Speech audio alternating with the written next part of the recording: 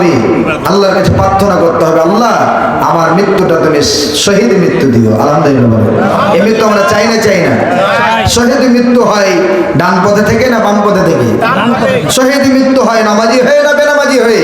শহীদ মৃত্যু হয় আল্লাহর পথে থেকে না শয়তানের পথে থেকে? শহীদ মৃত্যু হয় আলেমদের পথে থেকে না আলেমদেরকে পিটিয়ে ক্ষতবিক্ষত করে তাদের রক্ত ঝরিয়ে? কথা বলে আলেমদের পক্ষে থেকে, ঠিক কিনা? আল্লাহ দুইটি পথ দিয়ে দিয়েছে, ডান পথ আর বাম পথ। কোন পথে থাকবেন? স্বাধীনতা আপনার, ঠিক কিনা? এই জন্য ডান পথের গন্তব্যস্থল হচ্ছে জান্নাত, বাম পথের গন্তব্যস্থল হচ্ছে জাহান্নাম। ডান পথের অভিভাবক হচ্ছে আল্লাহ আর বাম পথের অভিভাবক হচ্ছে শয়তান। কোন পথে যাবেন, কার কথা মানবেন, কোথায় যাবেন, সিদ্ধান্ত আপনার, বিবেক আছে, ঠিক কিনা? এই জন্য আমাদের কামনা চাওয়া পাওয়া হচ্ছে আল্লাহ মৃত্যু যে হতে দিবে, মরতে যে হতে হবে, শহীদ মৃত্যু দিও। আল্লাহুম্মা আমিন বলে। আল্লাহুম্মা রযুকনি শাহাদাতান ফি সাবিলিক। বেশি বেশি দোয়া করতে হবে। লম্বা কথা আর কথা বলাতে চাই না, তবে যারা শহীদ হয়েছে, যারা এই তামান্না করে যাদের শাহাদাতে মৃত্যু হবে, আল্লাহ রাসূল তিরমিজি শরীফের বর্ণনায় বলেন যে তাদেরকে আল্লাহ তাআলা 6টি উপহার দিবেন। কয়টি? 6টি উপহার। আমি লম্বা পয়েন্ট আকারে কথা না বলে 6টি কি একটু দেখেন, ব্রেনে সেভ করে রাখেন, বেশি বেশি দোয়া করে। আর যে পথে চললে শহীদ হবে এ পথটা খুঁজে নিতে হবে, ঠিক কিনা? 1 নম্বর রাসূল বলেন, যারা কোরআনের জন্য, ইসলামের জন্য, আল্লাহর পথে চলতে চলতে রক্ত ঝরিয়ে যারা শহীদ হয়ে যাবে, শহীদ হওয়ার সাথে সাথে তার শরীর থেকে রক্ত ঝরার সাথে সাথে ওই রক্তের সাথে তামাম জীবনের গুনাহগুলো ঝরে পড়ে যাবে। আল্লাহু আকবার। এর চেয়ে চাওয়া পাওয়া উপহার আর কিছু আছে? গুনাহ মাফ, তার মানে আল্লাহ জান্নাত দিবেন, ঠিক কিনা?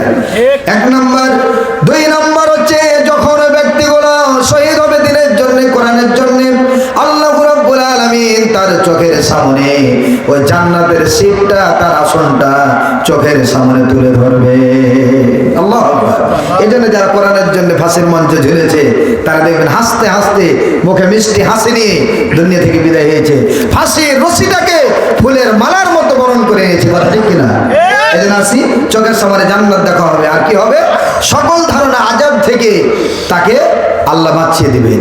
মৃত্যুর আযাব, যন্ত্রণা, কবরের আযাব, ফুলসেরাত, বিজলির চমকে পার হওয়া, মিজানের দাড়ি পাল্লাতে তাকে সফলতা অর্জন করা, কিয়ামতের ময়দান জটিল কঠিন হিসাব থেকে তার সহজ করে দিয়ে সব জায়গাতে আল্লাহ তাকে সহজ করবেন। আলহামদুলিল্লাহ বলেন। আর কি হবে? শহীদ ব্যক্তিদেরকে আল্লাহ জান্নাতের মধ্যে বরের বেশে হুরদের সাথে বিবাহ করা হবে।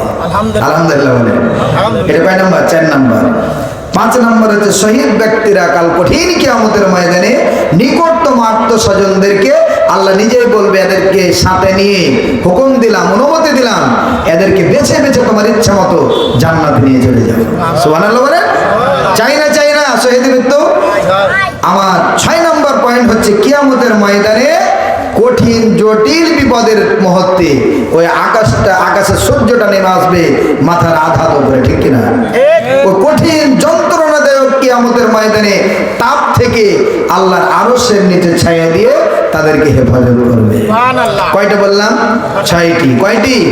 6টি মনে রাখতে হবে, দোয়া করতে হবে, আর যে পথে গেলে চললে শহীদ হওয়া যায় সে পথটাতে আমাদেরকে চলতে হবে।